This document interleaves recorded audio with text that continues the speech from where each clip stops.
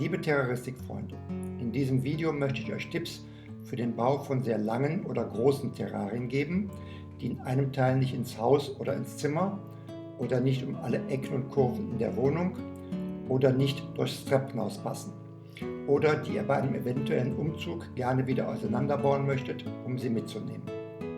Je nach gehaltener Reptilienart benötigt ihr ja durchaus manchmal Längen von 2 bis 3 Metern oder auch noch mehr.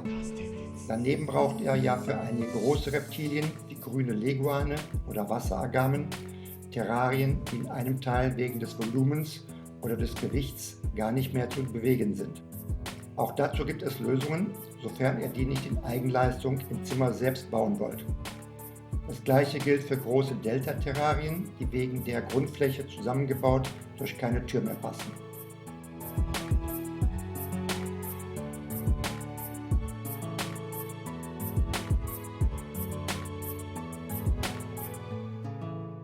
Falls die örtlichen Gegebenheiten einen Transport über das Treppenhaus oder um 90 Grad Ecken in der Wohnung in der geplanten Größe nicht zulassen, dann kann man jede Terrariengröße auch aus mehreren Einzelteilen bauen. Wir erstellen dann einen Lichtkasten separat. Die Landschaften trennen wir dann in 2 bis 4 Teile, die wir dann einzeln transportieren können. Und schließlich die Bodenwanne als Einheit.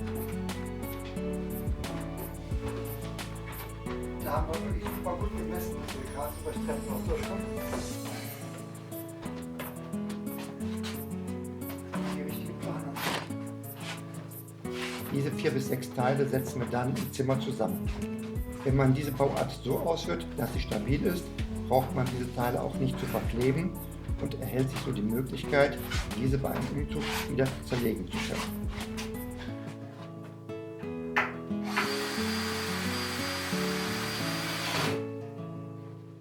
Die Nähte an den Trennungen der einzelnen Landschaftsteile besanden und beschichten wir dann vor Ort, sodass man die Ansatzstellen danach nicht mehr sieht. Das setzt allerdings einiges an Erfahrung voraus. Beginnen wir mal mit den überlangen Terrarien. Wenn man eine Länge von 2,50 Meter zum Beispiel nicht mehr ins Zimmer bekommt, so bauen wir die Endgröße in 2 Teilen, also 2 Terrarien von je 125 cm Länge. Diese stellen wir dann nebeneinander und schaffen untereinander eine Verbindung mit einem Felsdurchbruch zwischen den Terrarien, sodass das Ganze wieder eine Einheit wird. Wenn man mehrere Reptilien im Terrarium hält, mit einem Männchen und 2 Weibchen, hat man dabei zudem die Möglichkeit, diese zeitweise, wenn die Weibchen trächtig sind, zu trennen. Dann legt man einfach einen Felsbrocken in den Durchbruch.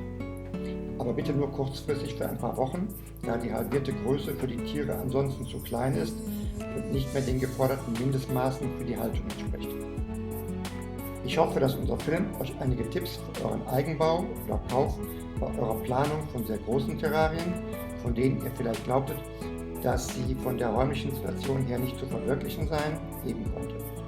Wenn ihr weitere Fragen habt, so ruft uns einfach an, wir beraten euch gerne.